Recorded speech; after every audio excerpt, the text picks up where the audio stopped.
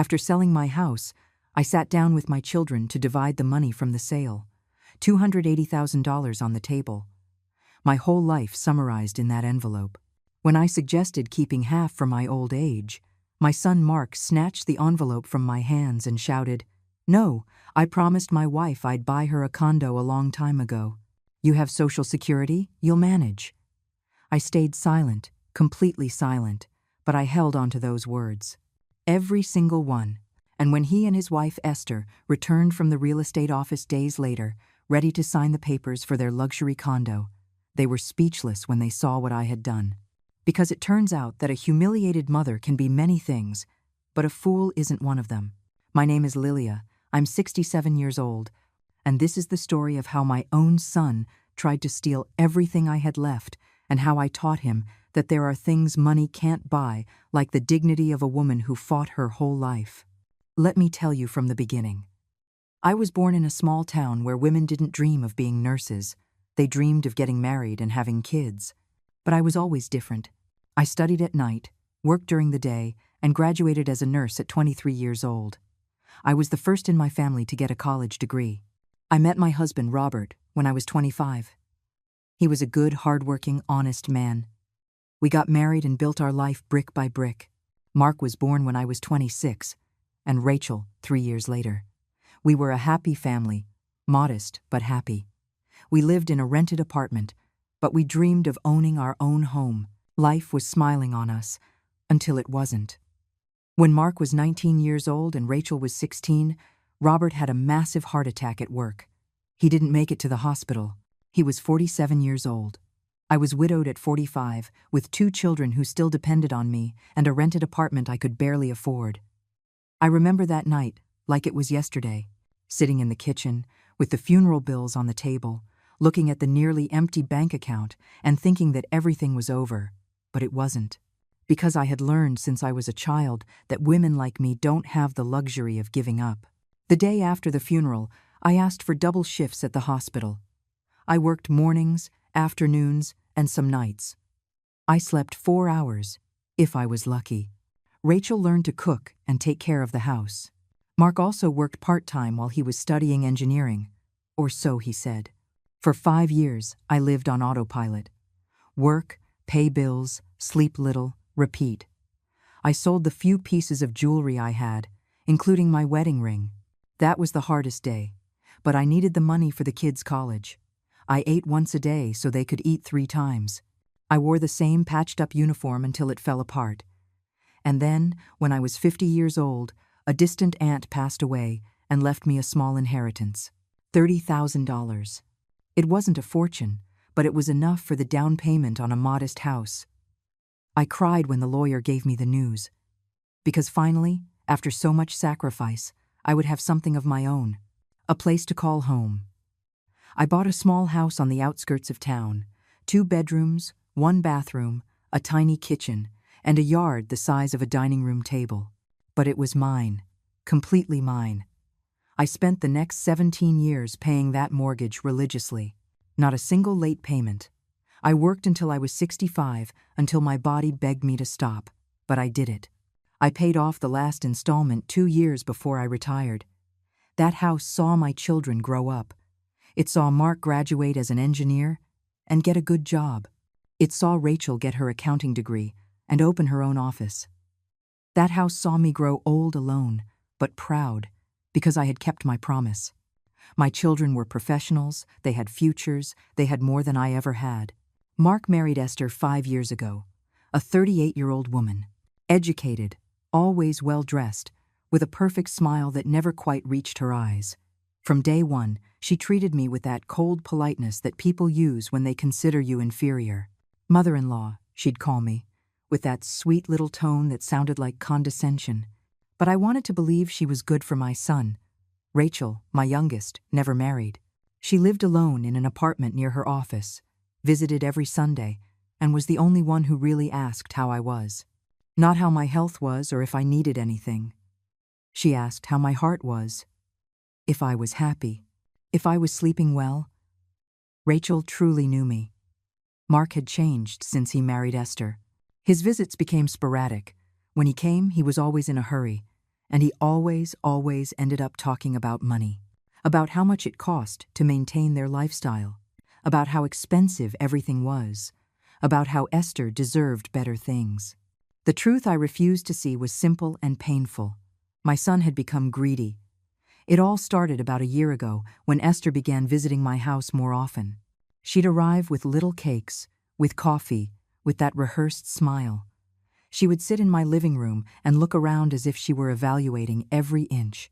"Such a big house for just one person, mother-in-law?" she'd say. "Don't you get lonely here?" At first, I thought it was genuine concern. How naive I was. Rachel warned me. "Mom, that woman is measuring your house like it's already hers," she told me one Sunday. But I didn't want to listen. I didn't want to believe my daughter-in-law could be so calculating. Then Mark started with the hints. "Mom, at your age, what do you need so much space for? Mom, this house is worth a lot of money now. The neighborhood has been gentrified. Mom, you could sell and live in a more comfortable apartment, no stairs, no yard to take care of." Every visit was the same song, the same pressure disguised as concern. And I, like a fool, started to consider it. Esther was more direct one day. She arrived alone, without Mark, with that same smile. "Mother-in-law, I have to confess something," she said, taking my hand with those perfectly painted coral-colored nails. "I'm pregnant." My heart leaped. I was going to be a grandmother? But we don't have anywhere proper to live. Mark is devastated. Because he promised me he would buy me a house before we had children. Her eyes filled with tears. Perfect tears that didn't ruin her makeup. There it was. The bait. The perfectly set trap. And I almost fell for it. I almost told her I would sell the house and help them. Almost. But something in my gut stopped me. A little voice told me, "Lilia, don't be a fool, this smells fishy." So I just nodded and told her I would think about it. I called Rachel the next day. I told her everything. There was a long silence. Then I heard a sigh. "Mom, that woman isn't pregnant. She's manipulating you. I saw her 3 days ago drinking wine at a restaurant. I felt the floor move beneath my feet." Esther had lied about a pregnancy? But I didn't say anything. I didn't confront anyone. I waited. And I kept waiting as the pressure mounted. Mark called every 2 days. "Have you thought about the house, Mom?" Esther sent texts. I even received brochures for senior living homes in the mail. Brochures I hadn't asked for. A month later, I made the decision. I would sell the house. But not for the reasons they thought. I would sell it because I needed to know how far my son would go. I needed to see his true face. I hired a real estate agent. I put the house up for sale. And I waited. The house sold in 3 weeks. $280,000. The day the sale was finalized, I called my 2 children and asked them to come to the house that afternoon. We needed to talk about the money. Rachel arrived first, worried. "Mom, are you sure about this?" I squeezed her hand and nodded. "I need to know the truth, honey." Mark and Esther arrived together, 40 minutes late. Esther was wearing an elegant green dress. Mark wore that smile that used to melt my heart when he was a boy. But now, I only saw calculation behind it. We sat at the dining room table. The same table where we had eaten dinner thousands of times. I put the envelope with the check in the center. Everyone stared at it. The silence was thick. I took a deep breath and said, "This money represents every double shift I worked, every meal I skipped, every dream I postponed. Now I want to divide it fairly." I paused. "I propose I keep $140,000 for my old age, for medical emergencies, to live with dignity. And I'll divide the other $140,000 between you two. $70,000 for each of you." What happened next changed everything. Mark shot up from his chair so abruptly it nearly fell over. His face turned red, the veins in his neck standing out like tense ropes. "140,000 for you?" He practically spat the words. "What do you need so much money for at your age, Mom?" Esther placed her hand on Mark's arm, but it wasn't a calming gesture. It was one of support, of complicity. Rachel looked at me with wide eyes, as if telling me without words, "I warned you." I tried to keep my voice steady. "Mark, I am 67 years old. That house was my only asset. I need that money to pay rent, For medicine. To live. I don't know how many years I have left, but I want to live them with dignity. My voice broke a little at the end, but I continued. $70,000 is more than generous for each of you. It's money I never had at your age. Esther leaned forward, with that fake expression of concern I now knew so well. Mother-in-law, but you have Social Security. You have a steady income every month. We have huge expenses. Our apartment rent, Mark's car payments, my fertility treatments. There it was again. The pregnancy lie transformed into fertility treatments. This woman was a manipulative artist. Mom, Mark interrupted, and there was something in his tone I had never heard before. Something cold, something calculated. You know, I promised Esther I'd buy her a condo. I promised her when we got married. She quit her job to be with me, to take care of me, to be my wife. I owe her that. He paused and looked me straight in the eyes. We found the perfect condo. $150,000. With your half and a little more. We could buy it. The silence that followed was deafening. Rachel opened her mouth to say something, but I stopped her with a gesture. I needed to hear this. I needed Mark to say out loud what he really wanted.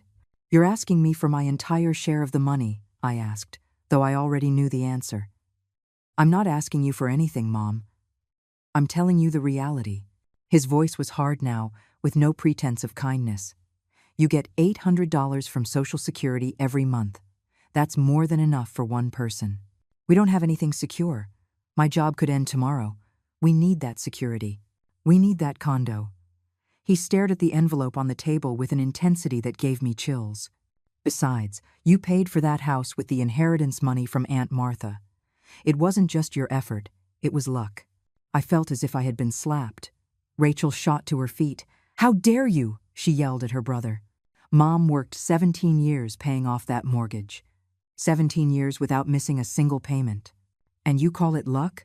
Where were you when she was working double shifts? Where were you when she skipped meals so we could eat? Mark turned to his sister with contempt. You were always her favorite, Rachel. Always defending her. But I know the truth. Mom has enough money to live. I don't. I have a wife to support, a future to build. I'm not going to apologize for wanting more out of life. I'm not asking you to apologize for wanting more, I said finally, and my voice sounded calmer than I felt.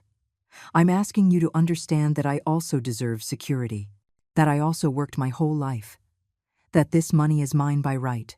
Esther chimed in with that soft, venomous voice. No one is saying you don't deserve anything, mother-in-law. Just that, well, you've already lived your life. You've raised your children. You had your marriage. You worked. Now it's our turn. It's Mark's turn to have what you had, a home of his own, a stable family. Don't you want that for your son? The manipulation was so obvious it almost hurt physically. But what hurt most was seeing Mark nod along with every word his wife said, as if she were speaking universal truths instead of selfish lies. Of course I want Mark to be happy, I replied slowly, but not at the cost of my own survival. Survival? Mark let out a bitter laugh. So dramatic. Mom, you're not on the street. You're not starving. We're just asking you to be reasonable, to think about your family, your son. Or does Rachel matter more to you than I do? There it was, the attempt to pit me against my daughter, the divide and conquer tactic. But I knew that game. I had seen it before in manipulative patients at the hospital, in relatives fighting over inheritances, in people who used love as a weapon. This has nothing to do with preferences, I said firmly. It has to do with justice, with fairness, with respect. I placed my hands on the envelope, as if protecting it.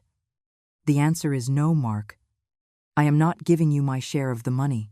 $70,000 is what you will receive, and you should be grateful for that. What happened next still keeps me up at night when I remember it.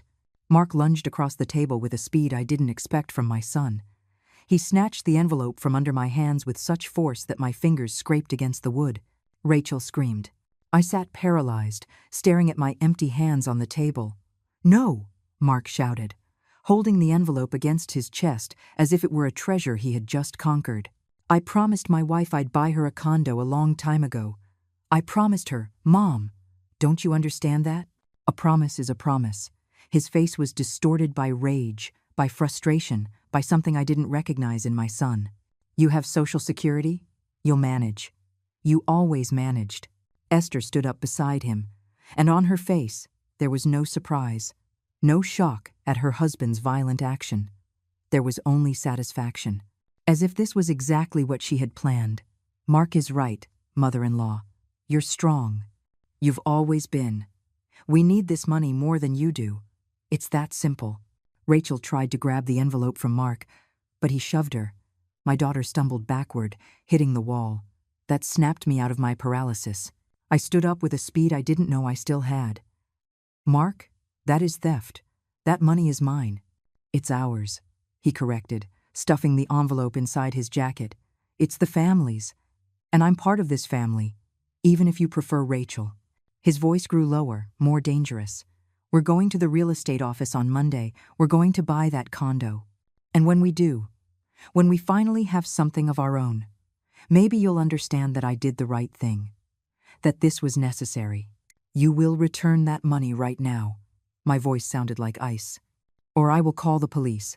Mark let out a laugh. A cruel laugh I didn't recognize. And tell them what, Mom? That your son took the money from your house sale? The money you were supposedly going to split with us? They'll see a confused old woman trying to accuse her own son. They'll see a family matter, not a crime. He stepped closer to me, so close I could see the stress lines around his eyes. Besides, do you really want to destroy your own son? Do you want me to have a criminal record? Do you want to ruin my life? Esther took his arm. Let's go, honey. We've done what we came to do. She looked at Rachel with contempt. Enjoy taking care of Mommy now that she's left with nothing. Seems like that's what you always wanted anyway. And then she looked at me. Don't worry, mother-in-law. When we have our condo, you can come visit. If you behave. They walked out the door as if it were nothing, as if they hadn't just destroyed their own mother, as if they hadn't just stolen everything I had left. I heard Mark's car start and drive away. The sound faded into the distance, taking with it $280,000 and any illusion I had left about who my son truly was.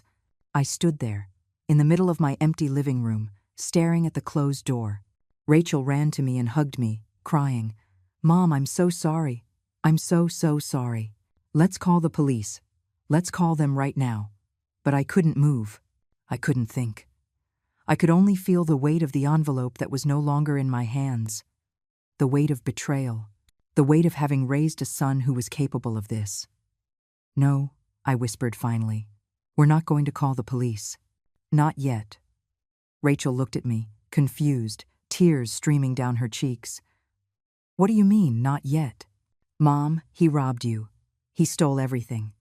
I looked her in the eyes, and something inside me that had been dormant for years woke up. Something cold, something calculating, something I had learned from years of working in a hospital, seeing the worst of human nature. I mean, your brother made a mistake. A very big mistake. My voice was calm now, completely calm. He thought that because I'm old, I'm stupid. He thought that because I love him, I'm weak. He was wrong. What are you going to do? Rachel asked, drying her tears. I smiled. It wasn't a happy smile. It was the smile of a woman who had just realized she had been too good for too long. I'm going to teach your brother a lesson I should have taught him years ago. I'm going to show him that his mother didn't make it to 67 by being naive. I sat down on the sofa, with Rachel beside me. But first, I need you to do me a favor. I need you to call someone. Who? She asked. Richard, I said. The family lawyer. The one who handled your father's estate. I looked at my phone, calculating. And after we talked to him, we're going to make a few more calls, because your brother thinks he's going to buy a condo on Monday. But what he doesn't know is that that condo will never be his. Rachel looked at me with a mix of worry and admiration. Mom, what are you planning? Justice, honey? I replied simply. I'm planning justice. I didn't sleep that night. I sat on the sofa, a cup of tea growing cold in my hands without me taking a single sip. Rachel stayed with me, insisting I shouldn't be alone. But I needed the silence. I needed to think clearly, without the noise of emotion clouding my judgment. because what I was about to do required precision. It required coldness. It required being smarter than my own son. At 7 o'clock in the morning on Saturday, I called Richard. He answered with a sleepy voice, clearly woken up by my call. "Lilia, are you okay? Did something happen?" The concern in his voice reminded me why I had trusted this man for so many years. He had been Robert's friend. He had handled his will. He had been there when I needed him most. "Richard, I need your help. I need you to come to my house today. It's urgent." My voice didn't tremble. I wasn't crying. It was pure determination. There was a pause on the other end of the line. Richard knew me well enough to know that if I said something was urgent, it was. "Give me an hour," he replied, asking no further questions.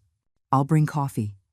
When he arrived, Rachel and I already had everything prepared on the table. Documents from the house sale, bank statements, and most importantly, the video Rachel had recorded with her phone. I hadn't known it at the time, but my smart daughter had started recording when she saw the situation getting tense. It captured everything. Mark's outburst, his exact words. The moment he snatched the envelope from my hands, his confession that he would use the money to buy the condo, everything. Richard watched the video 3 times. Each time his expression grew more serious, more professional. When he finished, he put the phone on the table and looked at me directly. "This is robbery, Lilia. Theft with force. You can press criminal charges and he could go to prison." He paused. "Is that what you want?" I thought about Mark, about the boy he had been, about the nights I stayed up with him when he had a fever, about his graduation, when he hugged me and told me it was all thanks to me, about the person I thought he was. And then I thought about the man who snatched the money from my hands. His cold eyes, his contempt, his selfishness. "I don't want to destroy him," I said slowly. "I want to stop him. I want to get my money back. And I want him to learn that there are consequences for his actions." I looked at Richard. "Can we do that without sending him to prison?" Richard nodded, already thinking like the brilliant lawyer he was. "We can, but we need to act fast. You said he plans to go to the real estate office on Monday, right?" I nodded. "Good. Then we have the weekend to get everything ready." He took his laptop out of his briefcase. "First, we're going to file a police report for theft. Not necessarily to prosecute criminally, but to create an official record. That will block any large bank transactions Mark tries to make with that money." "You can do that?" Rachel asked, leaning forward. "Yes. With this video as evidence and Lilia's testimony, I can get an emergency asset protection order by early Monday. The on-call judge will approve it, especially since it involves elder abuse by a family member." Richard started typing. "But there's more we can do. Lilia, the check from the sale is in your name." "Yes," I confirmed. "In my name only." "Perfect. Then Mark can't deposit it without your signature or without forging it, which would be another crime. But if he has the physical check, he might try to forge your signature." Richard looked at me. "Do you trust that he would?" I thought about the man I had seen yesterday. His desperation. His conviction that he was entitled to that money. "Yes," I said finally. "I think he would try. Then I'll call the bank right now. I'll inform them that the check was stolen and that any attempt to deposit it must be reported immediately and blocked." Richard was already dialing. "I'm also going to ask them to temporarily freeze your account for security until we recover the check." The next few hours were a whirlwind of phone calls, documents, and planning. Richard worked like a machine, contacting the bank, preparing legal documents, speaking with the on-call judge. Rachel called the real estate office, where Mark planned to buy the condo, pretending to be a buyer interested in the same property. She confirmed that there was indeed an appointment scheduled for Monday at 10 o'clock in the morning under the names of Mark and Esther. "Perfect," Richard said when Rachel gave him the information. "Then this is what we're going to do." He looked at both of us with an expression that mixed professionalism with something resembling satisfaction. "Monday at 8 o'clock in the morning, we go to the police station with the video and the formal complaint. At 9 o'clock, we'll have the asset protection order. At 9:30, we'll be at the real estate office, waiting." "Waiting for what?" I asked, though I was starting to understand the plan. "Waiting for Mark to try to buy that condo with stolen money." waiting for him to realize that his mother is not the helpless old woman he thinks she is. Richard smiled, and it wasn't a kind smile. When he arrives and finds out he can't make the transaction, when the real estate agent tells him there's a legal problem with the funds, that's when we'll be there. With the police, if necessary. And then your son will have a decision to make. What decision? Rachel asked. Return the money immediately and apologize, avoiding criminal charges. Or face the full legal consequences, including possible prison time. Richard closed his laptop. The choice will be his, but at least he'll know he can't get away with it. I sat in silence, processing everything. It was a good plan. A plan that would protect my money and put Mark in his place without completely destroying him. But there was something else I needed to know. Richard, if he does this, if he returns the money to avoid prison, what happens then? What happens to our relationship? Richard looked at me with compassion. That, Lilia, only you can decide. I can protect your assets and your legal rights, but I can't repair what's broken between a mother and son. That's up to you too. I nodded slowly. I knew he was right. I knew that even if I got the money back, something had been lost forever. Trust, respect, the illusion that my son loved me more than he loved money. Do it, I said finally. Prepare everything. We're going to teach Mark this lesson. The rest of the weekend passed in a strange haze. Richard worked non-stop, preparing documents. Rachel stayed with me, cooking meals that neither of us really ate. I sat in my empty living room, the same room where Mark had robbed me, and thought about everything I had lost and everything I was about to get back. On Sunday night, Rachel asked if I was sure I wanted to go through with this. We can still stop it, Mom. We can still just call him and ask him to return the money. Maybe if you talk to him calmly. Her voice trailed off when she saw me shake my head. I already tried talking calmly, honey. I tried reasoning. I tried appealing to his love, his conscience, his sense of justice, and he responded by snatching the money from my hands and shoving you against the wall. My voice was firm. No. Tomorrow he will learn that actions have consequences. He will learn that his mother deserves respect, and he will learn that he can't just take what isn't his. I didn't sleep that night either. I lay awake, staring at the ceiling, mentally preparing for what was to come. I thought about all the times I had been too soft on Mark, all the times I had excused his selfishness as ambition, all the times I had ignored the warning signs because I didn't want to see the truth. Those days were over. At 7 o'clock in the morning on Monday, I dressed with care. I chose simple but dignified clothes. I did my hair. I put on a little makeup. I wanted to look like what I was, a 67-year-old woman who had worked her whole life and would not allow anyone, not even her own son, to strip her of her dignity. Richard arrived at 7:30 on the dot. He carried a briefcase full of documents and an expression that left no room for doubt. He was ready for a legal war if necessary. Rachel was already with me. She had spent the night on the sofa, insisting she wouldn't leave me alone. The three of us drank coffee in silence, each lost in our own thoughts about what was about to happen. At 8 o'clock sharp, we were at the police station. The officer on duty was an older man, maybe my age, with tired eyes that had seen too much. When Richard showed him the video, his expression changed. I saw him clench his jaw when Mark snatched the envelope from my hands. I saw him shake his head when he heard my son's words, "You have Social Security, you'll manage." "Ma'am," he said to me, after watching the full video, "I'm very sorry you're going through this. No one deserves to be treated like this, especially by their own family." He signed the documents Richard had prepared. "I'm going to process this complaint immediately, and I'm going to assign an officer to accompany you to the real estate office, just as a precaution." I hadn't expected that. "Is that necessary?" I asked, feeling a pang of fear for the first time. Not fear of Mark exactly, but fear of what this meant, of how far we had come. "Mrs. Lilia," the officer leaned forward, "your son committed a violent act against you. We have video evidence. We don't know how he will react when he realizes his plan has been blocked.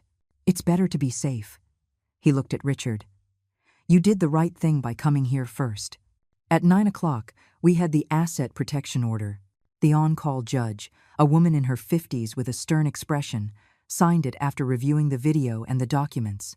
Ma'am, she said to me before we left, I've seen many cases of financial elder abuse. Too many. I'm glad you had the courage to stand up for yourself. Many don't, out of shame or fear of losing their family. She paused. But let me tell you something. A family that abuses you has already lost you. What you're doing now is reclaiming your dignity. Her words stayed with me as we drove to the real estate office. Richard drove. Rachel sat next to me in the back seat, holding my hand. The police officer, a young man named Adrian, followed us in his patrol car. It was almost comical, this little convoy heading off to stop a condo sale. But I didn't feel like laughing. We arrived at 9:45. The real estate office was sleek, with large glass windows and decorative plants. I could see through the windows several desks, some agents talking on the phone, a young couple looking at property photos. Everything so normal, so ordinary. They had no idea of the drama that was about to unfold. Richard went in first and spoke to the receptionist. He discreetly showed her his lawyer's identification and some documents. I saw the woman's eyes widen, how she called someone on the intercom. A man in a suit appeared quickly, the manager apparently. There was a hushed conversation, more document reviewing. And then the manager looked out to where I was waiting outside with Rachel and Officer Adrian. They ushered us into a private office in the back. The manager, a man named Victor with a receding hairline and a worried expression, offered us seats. "Ma'am," he said to me, "I understand there is a legal issue with the funds that Mr. Mark plans to use for the purchase of the condo on Central Avenue." "That's correct," Richard answered before I could speak. "Those funds were obtained through robbery. There is an active police report and a court order blocking any transaction. If this sale proceeds, the real estate agency could be considered an accomplice to money laundering." Victor turned pale. Clearly, this was something he had never experienced in his career of selling condos. "I understand. Of course, we will not proceed with the sale. In fact, when Mr. Mark arrives, we will inform him that there is a problem with the financing and that the transaction cannot be completed." He checked his watch. He should be here in about 10 minutes. Those were the longest 10 minutes of my life. I sat in that overly air-conditioned office, watching the clock on the wall tick by, second by second. Rachel squeezed my hand so hard it almost hurt. Richard reviewed his documents over and over, though I know he knew them by heart. Officer Adrian stood by the door, serious and alert. And then I saw him. Through the glass of the office, I saw Mark walk into the real estate office. Esther was at his side, wearing a pink dress and high heels. They were both smiling. Mark was carrying a briefcase, probably with the check inside. They looked so certain, so confident, so convinced they had won. The receptionist said something to them and directed them toward Victor, who had stepped out to greet them. I saw the exact moment Mark noticed the police car parked outside. I saw his smile falter. I saw Esther whisper something in his ear. But it was too late to run. Victor led them to his office, the one next to where we were waiting. The walls weren't completely thick. I could hear muffled voices. I heard Victor say something about a problem with the financing. I heard Mark respond in a confused voice. "What problem?" "I have the money right here." "Cash." "A check," Victor corrected. "And that is precisely the problem, sir. That check is linked to an active police investigation. I cannot accept it." There was a silence, and then I heard Mark's voice, louder now, agitated. "What are you talking about? What investigation? That's the money from my mother's house sale. She agreed to give it to me. It's legitimate." Richard stood up. "It's time," he said softly. I nodded, took a deep breath, and stood. Officer Adrian opened our office door, and we crossed the short hallway to the office where Mark was. Richard knocked once and entered without waiting for a reply. Rachel and I followed him. Adrian stayed in the doorway, his presence a silent reminder that this was now a legal matter. You should have seen Mark's face when he saw me walk in. First, confusion, then, understanding, and finally, panic. "Mom," he said, his voice rising an octave. "What are you doing here? What is all this?" Esther was frozen in her chair, staring at me as if she had seen a ghost. "I'm taking back what's mine," I said, and my voice sounded stronger than I expected. "Safer." I'm here to tell you that what you did on Friday was a crime. Robbery. With force. And I am not going to let you use my money, the money I earned with years of sacrifice, to buy anything. Mark stood up so fast his chair rolled backward. A crime? I'm your son. We were splitting the house money. It wasn't robbery. It was a family disagreement.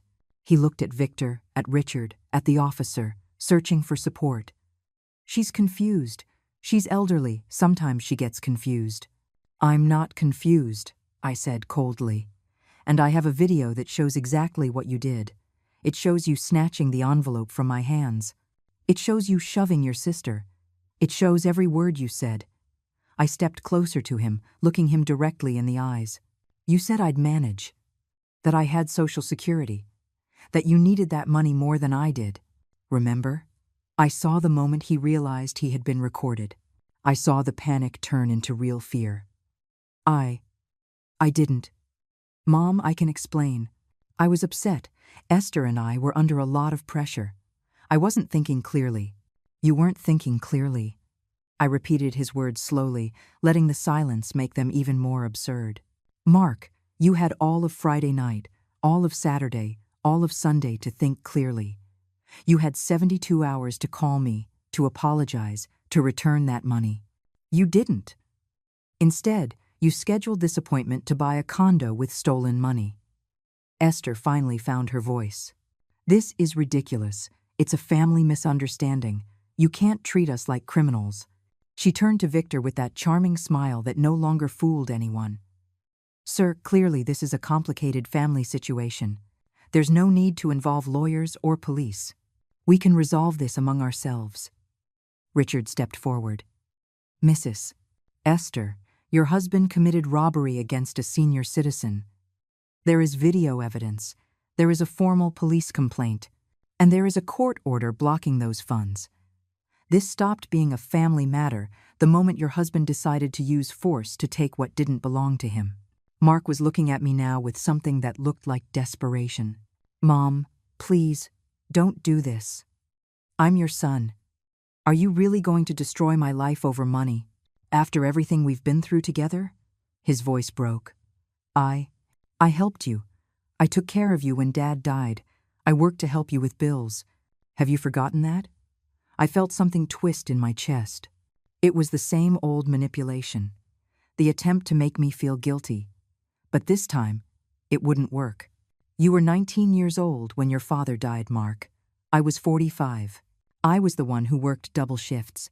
I was the one who sold her jewelry. I was the one who skipped meals so you could eat. Don't rewrite history to make yourself the hero when you were the one who failed me. Mr. Mark, Officer Adrian intervened from the doorway. Right now, you have two options. You can either return the check to your mother immediately and she can decide whether to proceed with criminal charges or not. Or, I can arrest you right now for aggravated robbery, and you can wait in a cell while your case is processed. The color drained from Mark's face. Arrest me? You can't. I'm not a criminal. I'm an engineer. I work for a respectable company. Do you know what an arrest would do to my career? He looked to Esther for support, but his wife had moved away from him, as if his proximity alone might contaminate her. You should have thought of that before, Rachel said, speaking for the first time since we entered the office. Her voice was trembling with contained anger. You should have thought about the consequences when you shoved Mom, when you stole everything she had, when you decided your ambition was more important than her well-being. Esther stood up abruptly. I didn't know he was going to do that. I didn't know he would take the money by force. Mark, tell them I didn't know. Her voice rose, hysterical. I just told him we needed a condo. I didn't tell him to rob his mother. I am not going to prison for this. And there she was, the real Esther. Not the charming daughter-in-law with the perfect smiles, but the woman who would save her own skin without a second thought. Mark looked at her with an expression of betrayal so profound, I almost felt sorry for him. Almost. Esther, Mark said, his voice barely a whisper. What are you doing? What I should have done from the beginning, she replied, grabbing her purse. Getting out of this mess. I am not sacrificing my future for your stupid decisions. She looked at Victor. I didn't know anything about this. I thought the money was legitimate. I thought his mother had agreed to give it to him. And without waiting for a reply, she walked out of the office, moving as fast as her high heels would allow. The silence that followed was absolute. Mark just stood there, staring at the door where his wife had disappeared, the briefcase still in his hand. I watched him process what had just happened. How he realized he had lost everything in a matter of minutes. The condo, his wife, his dignity. "The check, Mark," I said softly. "Give me back the check." His hands trembled as he opened the briefcase. He took out the envelope, the same one he had snatched from my hands 3 days ago. He looked at it for a long moment, as if it were the last time he would ever see that much money. And maybe it was. Then he extended it to me without a word. I took it and held it against my chest. I felt the weight of the paper, so light physically but so heavy with meaning. This envelope represented my future, my security, my dignity, and I had almost lost it by blindly trusting my own son. "Now," Richard said, "we need to discuss the criminal charges. Mrs. Lilia, the decision is yours. You can proceed with the case, which means Mark will face trial and possible prison time. Or you can drop the charges with certain conditions." I looked at my son. I really looked at him, maybe for the first time in years. I saw the man he had become. Selfish, manipulative, willing to hurt his own mother for money.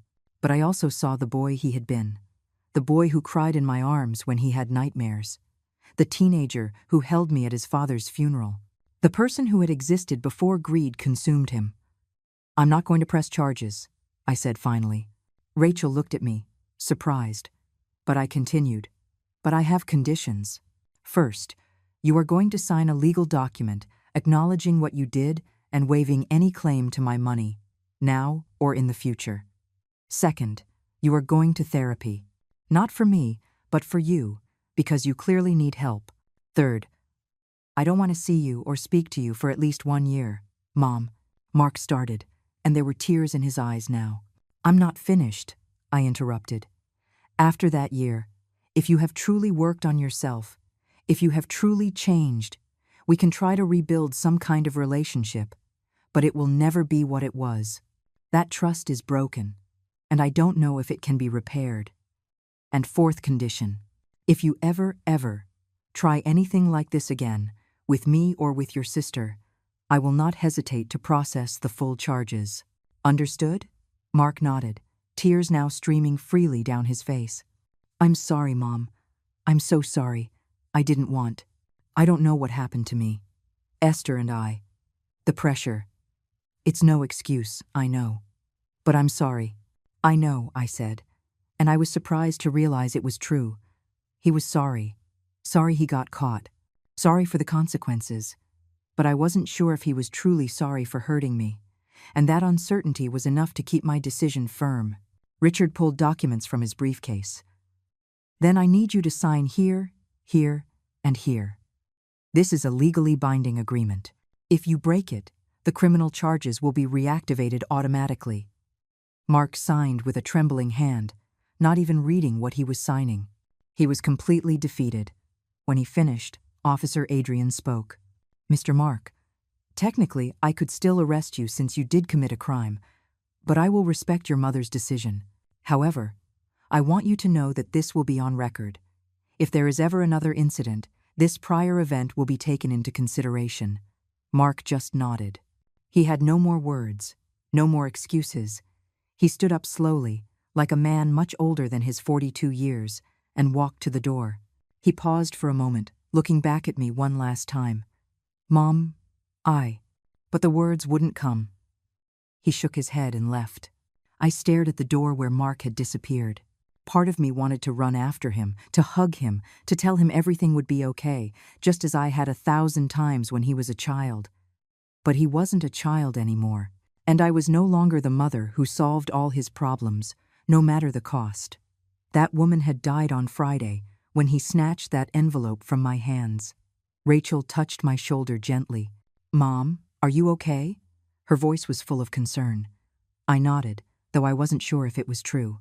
I didn't know how I was supposed to feel after confronting my own son, after watching him fall apart, after choosing my dignity over the maternal instinct that screamed at me to forgive him for everything. "You did the right thing," Richard said, putting the signed documents into his briefcase. "I know it doesn't feel like it right now, but you did. You gave him a chance to change, to grow. Many mothers in your situation would have just let him get away with it, perpetuating the cycle. You stopped it." Victor, the real estate manager, cleared his throat awkwardly. "Mrs. Lilia, I'm very sorry you had to go through this in my office. If there's anything I can do," his voice trailed off, clearly unsure what else to say in such a bizarre situation. "Thank you," I said simply. "And thank you for your cooperation. I know this isn't something you experience every day." I tried to manage a smile, but my face felt stiff. Officer Adrian walked us outside, making sure Mark was already gone. His patrol car was still parked out front, a silent reminder of how close this had all come to ending much worse. "Mrs. Lilia," he said before leaving, "I've worked in domestic abuse cases for years. Elders robbed by their own children. Abused, abandoned. Most are too afraid or too ashamed to do anything about it. You were brave today. Remember that when you doubt your decision," he gave me his card, "if you need anything, if he tries to contact you before the year is up, call me immediately." When we were left alone in the parking lot, just Rachel, Richard, and me, I felt my legs start to buckle. All the adrenaline that had kept me standing for the last few hours evaporated all at once. Richard steadied me with an arm. "Let's sit down for a moment before we go," he suggested, guiding me to a nearby bench. I sat down and finally, the tears came. They weren't dramatic tears or loud sobs. They were silent tears that slid down my cheeks as I stared at the envelope in my hands. Rachel sat next to me and held me, saying nothing. Sometimes words aren't necessary. Sometimes you just need someone to hold you while you break a little. "I lost my son," I whispered after a while. "I got my money back, but I lost my son."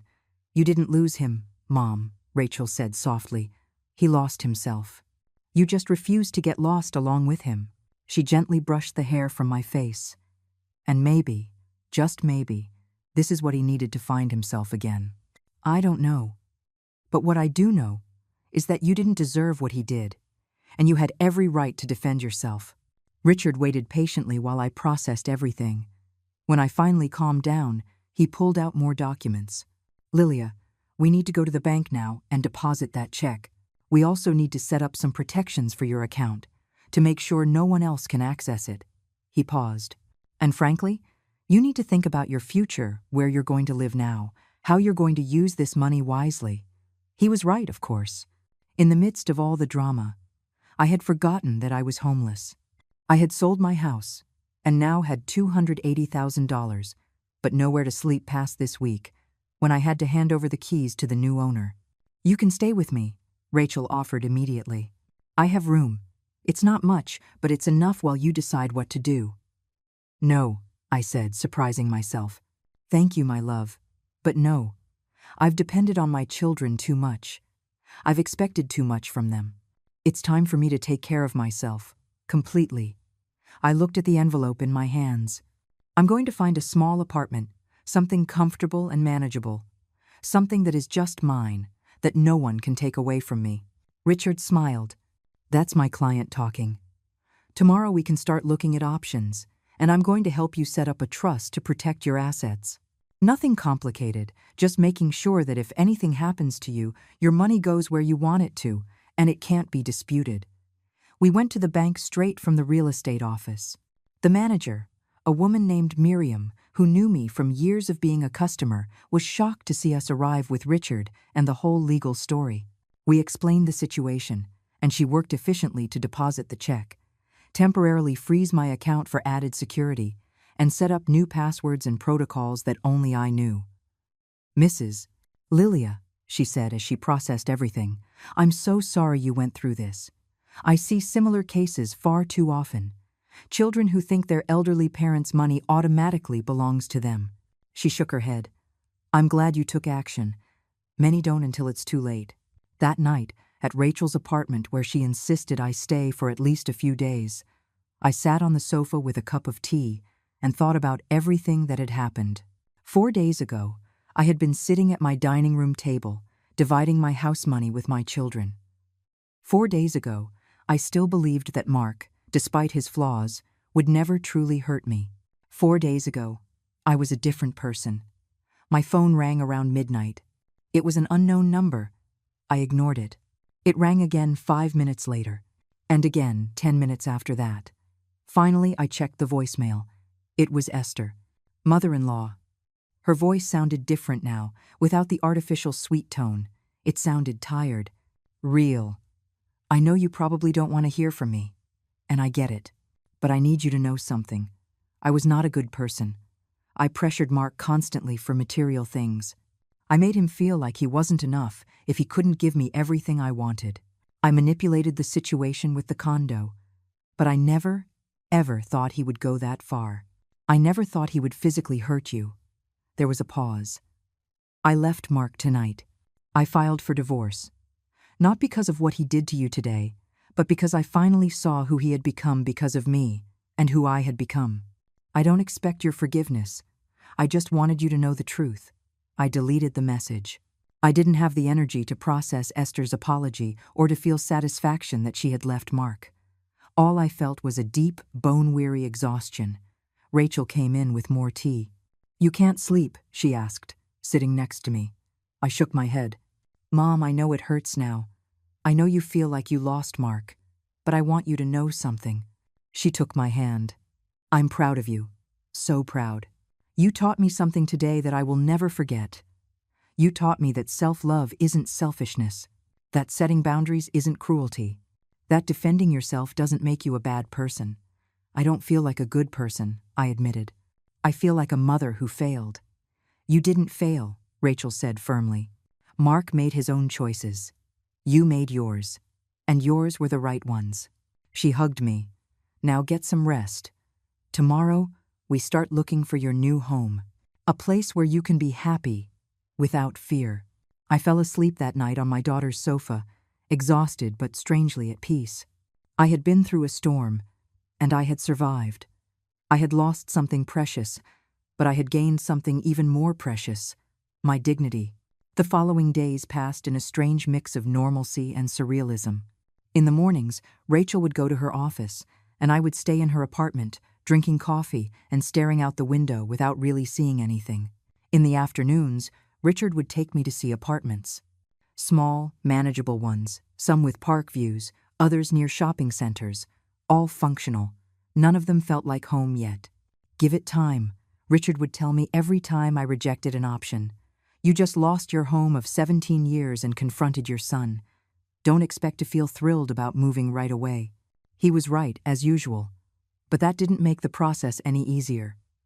On Wednesday, we found something different. A condo on the 3rd floor of a building about 20 minutes from where Rachel lived. 2 bedrooms.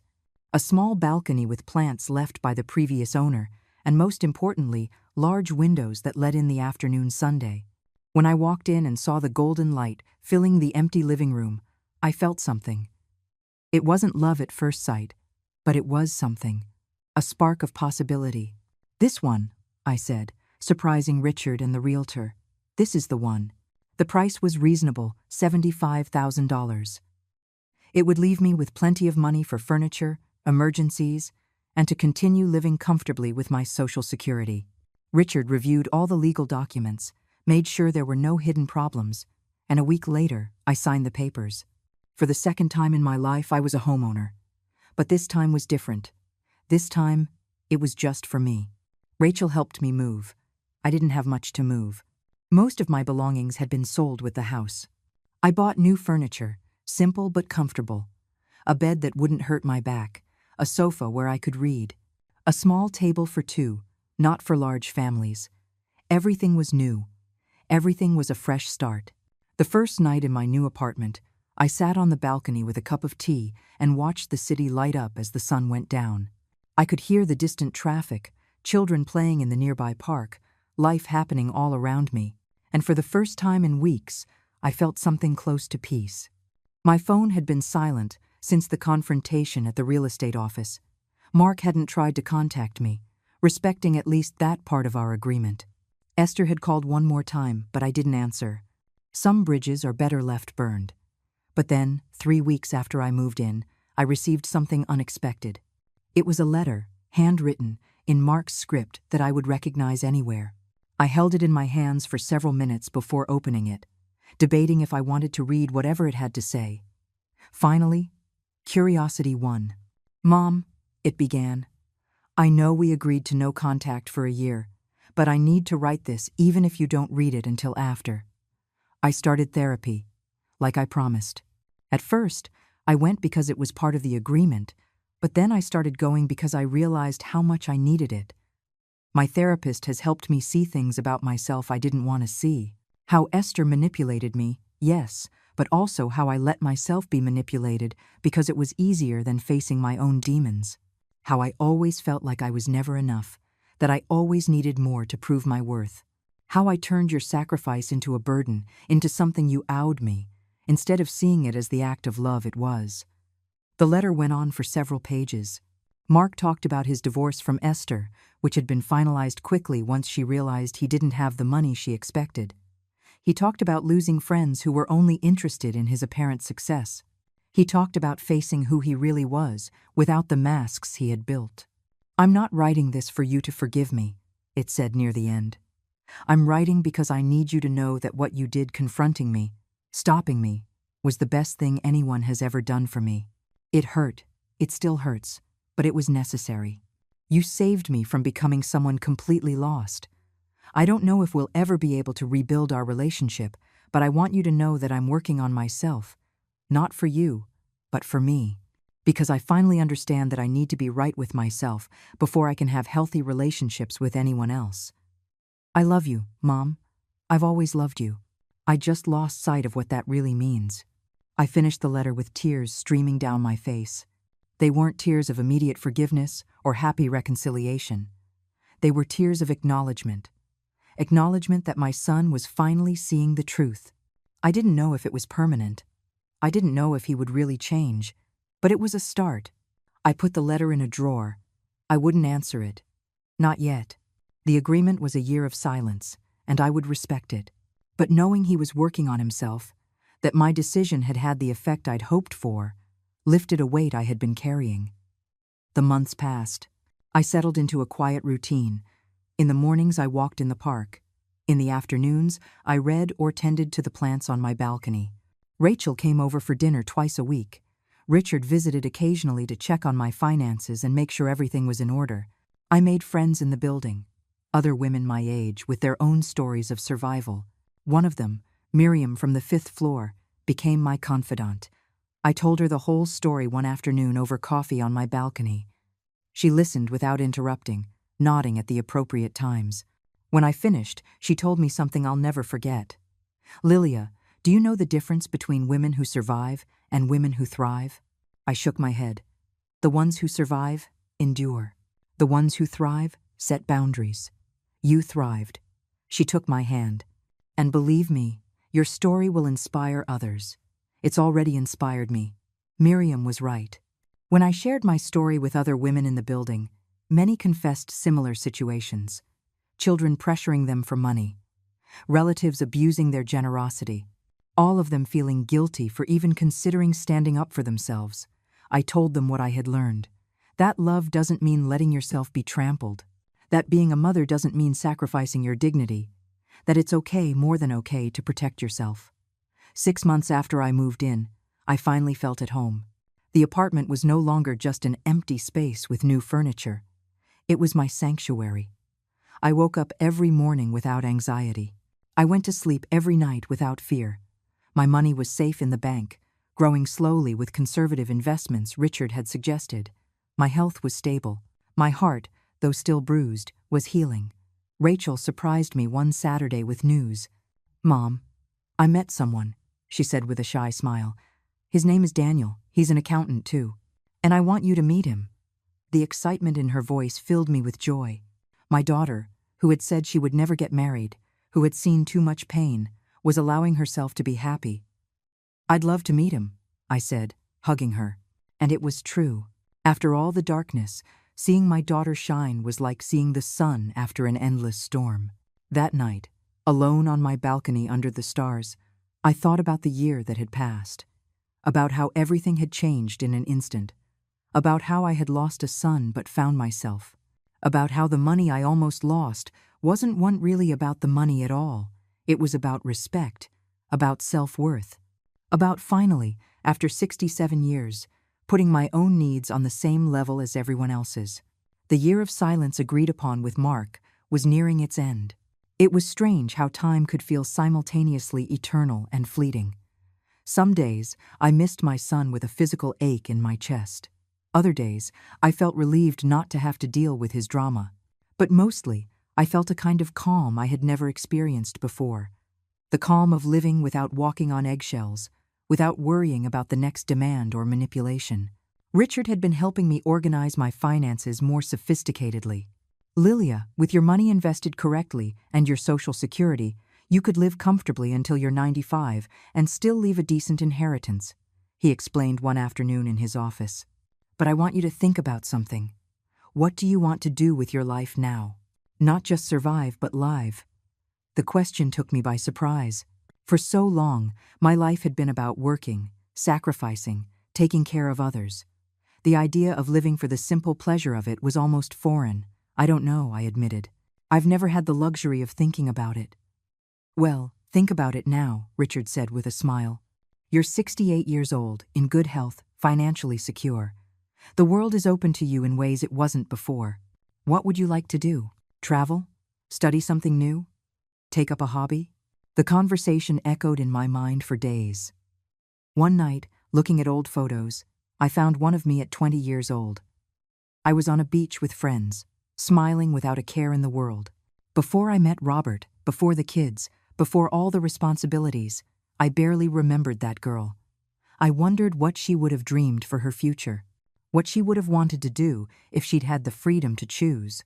I started making a list. Small things at first. Learn to paint, take an Italian cooking class, go to the beach from my photos, then bigger things. Maybe travel to Spain, the country of my grandparents I never knew. Visit museums. Read all the books I never had time to read. The list grew every day, and with it, something I had forgotten I could feel. Excitement. Miriam from the 5th floor became my partner in adventure. Together, we took a watercolor painting class at a community center. I was terrible, my flowers looked like formless blobs, but we laughed so hard it didn't matter. We went to free concerts in the park. We tried new restaurants. Small things that made me feel alive in ways I hadn't in decades. You know what the best part of getting older is? Miriam asked me one day as we painted. We don't have to impress anyone anymore. We can be ridiculous if we want. We can fail without it mattering. We're free in a way we never were when we were young. She was right. There was an incredible freedom in not having to be perfect. Rachel introduced me to Daniel at my apartment for dinner. He was a gentleman of 45, with kind eyes and an easy laugh. Seeing them together, the way he looked at her with genuine respect, the way she relaxed at his side, filled me with a joy I didn't expect. My daughter had found something good, something healthy, something I had wanted for her all her life. Your mother is amazing, Daniel told me, while Rachel was getting dessert. The way she talks about you, what you faced, how you stood up for yourself. You're her hero. His words made me blush. I didn't feel like a hero. I just felt like a woman who had finally said, enough. 2 weeks before the year was up, I received another letter from Mark. This one was shorter than the first. Mom, the year is almost over. I don't expect you to want to see me. I don't expect anything. I just want you to know that I have changed. Not perfectly. I still have bad days. But I'm different from the man who hurt you. If you decide you want to talk when the year is up, I'll be waiting. If you decide you don't, I will understand and respect your decision. I just want you to be happy. I love you. I talked to Rachel about the letter. What do you think I should do? I asked her. She thought carefully before answering. Mom, only you can decide that. But I'll tell you what I see. Mark has kept his word. He hasn't harassed you. He has respected the boundaries. He has gone to therapy. I can't tell you if he's genuinely changed because I haven't spoken to him, but I can tell you that you deserve to protect your peace. If seeing him threatens that peace, don't do it. And if you decide to give him a chance, do it with clear boundaries and no expectations. She took my hand. But most of all, remember that you don't owe him anything. You already gave him a lifetime of love and sacrifice. Whatever you decide now is purely your choice. The day that marked exactly 1 year since the confrontation at the real estate office, I woke up early. I had my coffee on the balcony, watching the city wake up. I thought about everything that had happened. The betrayal, the pain, the loss, but also the growth, the peace, the rediscovery of myself. I picked up my phone and wrote a text to Mark. We can meet. Coffee. Public place. Next week. It wasn't forgiveness. It wasn't a full reconciliation. It was simply an opening, a possibility, a willingness to listen, albeit cautiously. His reply came minutes later. Thank you, Mom. Thank you for giving me this chance. I promise I won't waste it. I read the message several times, looking for signs of manipulation, of falseness, but I only found what seemed to be genuine gratitude. Time would tell if it was real. I told Richard about my decision. He nodded approvingly. That's wise. I'd recommend that I be present at that first meeting just as an observer. Sometimes having a neutral third party helps keep the conversation productive and prevents old patterns from resurfacing. The night before the meeting, I couldn't sleep. I wondered what Mark would look like, if he had really changed or if he had just learned to act better. I wondered if I would be able to maintain my boundaries or if maternal instinct would make me give in too quickly. I wondered if I was making a mistake. Miriam came over for tea that night, sensing my restlessness. You're scared? She asked directly. I nodded. That's good. Fear means you're being careful, that you're not letting blind love cloud your judgment. She put her cup on the table. Lilia, you've spent a year building a beautiful life. You've healed. You've grown. Don't let anyone, not even your son, destroy that. You can love him and protect yourself at the same time. Those two things are not mutually exclusive. She was right, as always. I could love Mark and still hold firm boundaries. I could give him a chance without giving him everything. I could listen without forgetting. Forgiveness, if it came, would be a long process, not something that would happen over one coffee. I fell asleep that night with a mix of nervousness and determination. Tomorrow, I would see my son for the first time in a year. I would see if the man who hurt me had found the man I raised. I would see if there was hope for us, or if some bridges once burned can't be rebuilt. But no matter what happened, I knew one thing for sure. I would be fine, with or without Mark in my life. Because finally, after 68 years, I had learned that my value didn't depend on being the perfect, endlessly sacrificing mother. My value was in being a whole woman, with valid needs and healthy boundaries, and that nothing and no one could ever take away from me. The coffee shop I chose was in a busy mall, with big windows and spaced-out tables. Nothing intimate, nothing private.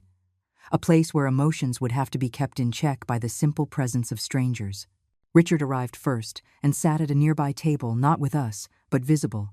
His presence gave me security. Mark arrived exactly on time. I saw him walk in and search for me, and when our eyes met, I felt a lump in my throat. He looked different, thinner, with some gray hairs I didn't remember. He wore simple clothes, not the expensive brands Esther always insisted he buy. But the most noticeable thing was his expression. The arrogance I had watched grow in him for years was gone. There was something softer, more humble. He approached slowly, as if afraid to startle me. "Mom," he said when he reached my table, and his voice broke a little. He didn't try to hug me. He sat across from me, keeping a respectful distance. "Thank you for coming. Thank you for giving me this chance. I'm not here to give you anything," I said, my voice firmer than I expected. "I'm here to listen, to see if you've really changed, or if this is just another performance." My words were harsh, but necessary. I couldn't afford to be soft yet. Mark nodded, accepting my words without defensiveness. "I understand. And you have every right to doubt me. I've spent this past year thinking about that day, about your empty hands when I took that envelope, about the look on your face." His eyes filled with tears. "Mom, I destroyed something precious that day. I didn't just physically hurt you. I destroyed your trust in me, and I don't know if I can ever repair it." You can't, I said simply. That trust is gone. But what you can do is build something new. Something different. If there's even anything to build. I sipped my coffee, giving myself time to gather my thoughts. Tell me what's really changed. Don't give me pretty words. Give me facts. Mark took a deep breath. I left my job at the construction firm. It was a toxic environment where everything was about appearances and status. I work as an independent consultant now. I make less, but I'm happier. I sold my luxury car and bought a reliable used one. I moved into a small apartment I can easily afford. I've stopped trying to impress people I don't even care about. He paused. And I'm still in therapy. Twice a week. I've worked on understanding where my constant need for more came from, my feeling that I was never enough. And, I prompted. Where did it come from? From me, he admitted. From my own insecurity. From constantly comparing my life to others. From measuring my worth in material things because I didn't know how to measure it any other way. He looked at me directly. And also from resentment. Resentment I didn't even know I had. Resentment because we grew up poor. Because Dad died and I had to work. Because I felt like you had stolen my youth, when in reality you gave me mine by sacrificing yours. His words hit me. I had never considered that Mark might feel resentment. I had always thought it was just ingratitude. But resentment was different, more complex, deeper. Go on, I said. My therapist helped me see that I turned your sacrifice into a debt I could never repay, and that made me feel guilty. And the guilt turned into anger, and I directed that anger at you, turning your needs into obstacles to my happiness. He wiped his tears with the back of his hand. When Esther came along and validated that anger, when she told me I deserved more, that you had enough, it was easy to believe her because it was more comfortable than facing my own toxicity. And Esther?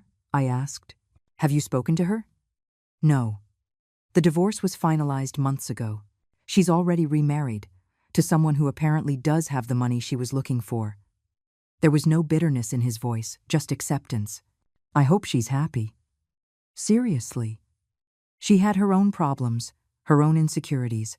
I don't blame her for everything. I made the decisions. I snatched that envelope from your hands. That was my choice. We sat in silence for a moment.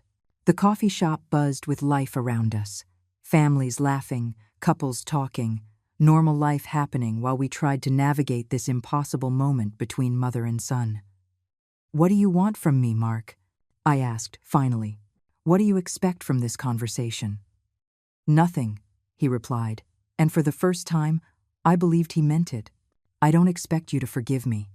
I don't expect us to go back to what we were, because I know that's impossible. I just want you to know that I'm sorry, that I have changed, and that if someday, at some point, you decide you want me in your life in some small way, I'll be here. But if you decide you don't, I will respect that too. Your peace is more important than my desire for redemption. I looked at my son. I really looked at him. I saw the 43-year-old man in front of me, his pain evident, his regret genuine.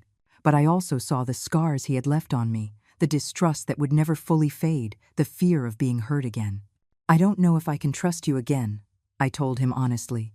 I don't know if I want to try. I understand, Mark said. And that's okay, it really is. But, I continued, surprising myself, I'm willing to try something small, very small, maybe coffee once a month, just to talk.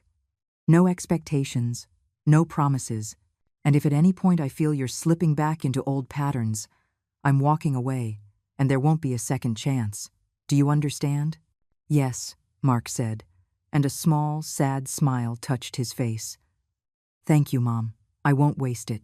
I hope not, I replied. Because, Mark, I need you to understand something fundamental. I am okay now. I have my condo, my friends, my routine. I have peace, and I will not sacrifice that peace for anyone, not even you. The son I raised will always be part of my heart, but the man who hurt me has no place in my life. Only the man in front of me now, the one working to be better, has a chance. We stayed for another hour, talking about superficial things. His new job, my painting classes, Rachel and Daniel. We avoided the deep topics, the pain still too raw to explore fully. When we said goodbye, Mark extended his hand. Not for a hug, just a handshake. I took it briefly, a small gesture that meant everything and nothing at the same time.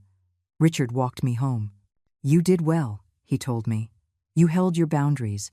You were clear, but not cruel. And you gave him what he needed, real consequences, but also a small measure of hope." He smiled. "I'm proud of you, Lilia." That night, on my balcony, I reflected on the year that had passed, on the betrayal that broke me, but also freed me, on the pain that taught me to value myself, on the loss that allowed me to find myself. Mark thought he could snatch my dignity along with my money. He was wrong. Because what he really did was show me that I was stronger than I ever believed, that I deserved respect. That self-love wasn't selfishness, but survival. He lost a lot that day. He lost his marriage, his image, his sense of superiority. But I gained something invaluable. I gained my freedom. I gained my peace. I gained myself.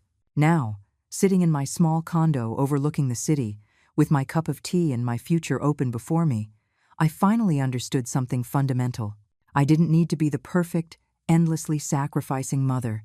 I just needed to be Lilia, a 68-year-old woman who had worked her whole life, who had loved deeply, who had been betrayed terribly, and who had chosen her own dignity above all else. And that was more than enough.